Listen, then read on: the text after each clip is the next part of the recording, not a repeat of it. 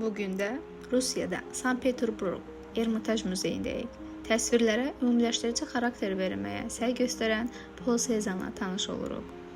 Marmara sahili təbiət mənzərəsidir. Çay sahili təsvir olunub. Rənglərin quruluşu və işıq effekti təbii, fırça işləri qabarıqdır. Kompoziya sakit və balanslıdır. Şaftalı və armudlar əsərində sadə və təbii predmetlərdən ibarət natürmort görürük. Rənglər yumuşaq və harmoniya içindədir. Perspektiv və formalar realist, ancaq yüngül təhriflər mövcud idi. Rəssam sabit kompozisiyadakı təmiz rəng ardıcıllığının köməyi ilə təbiətin əzəmətini, bütövlüyünü aydınlaşdırmağa çalışırdı. Paul Cézanne yaradıcılığını bir neçə mərhələyə bölmək olar.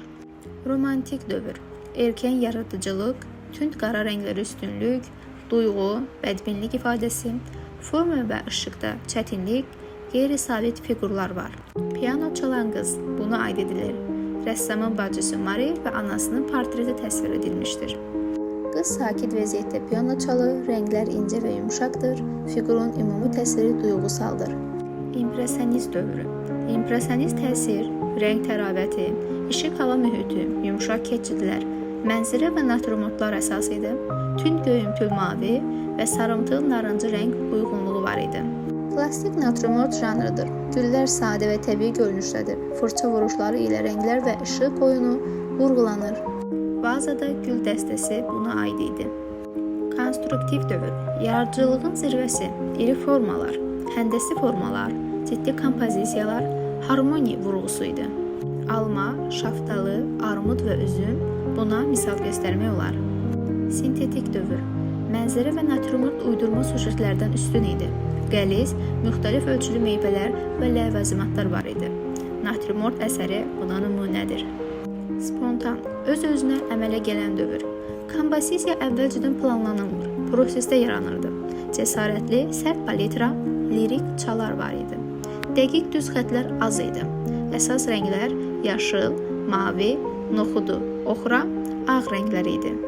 Mavi mənzərədə bunların şahidi oluruq. Saint-Victoire dağı. Dağ mənzərəsi. Hər tərəfi təbii detal və işıq effekti mövcuddur. Kompozisiya geniş və harmonikdir. Viktor Şokenin portreti. Portret realist və detallıdır. Üz ifadəsi sakit və daxili dünyanı əks etdirir. Rəng palitrası təbii və neytraldır. Qırmızı şilitli oğlan. Kart oynayanlar. Küçə boyunca evlər. Evlər və küçə perspektivlə təsvir olunub. Rənglər və işıq oyunu sadə və aydın hiss olunur. İri şam ağacı.